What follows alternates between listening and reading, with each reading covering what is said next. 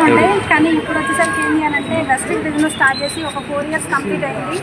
Normal home మేకర్గా ఉన్న నాకు అప్పుడు ఏంటి అని అంటే ఇంట్లో ఉండి చిన్న చిన్న పనులు టైలరింగ్ చేస్తూ ఉండేదాన్ని, చీరల బిజినెస్, శారీస్ అమ్ముతూ ఉండేదాన్ని అనమాట.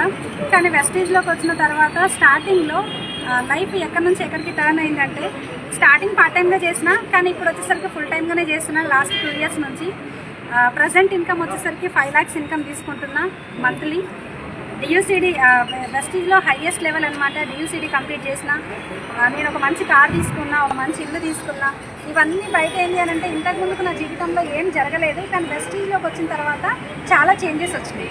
కానీ ఇప్పుడు నేను కార్ తీసుకోవడం కాదు, ఆల్మోస్ట్ మన ఆర్గనైజేషన్లో మన టీంలో ఏంటి అని అంటే 29 కార్స్ రావడం జరిగింది అనమాట.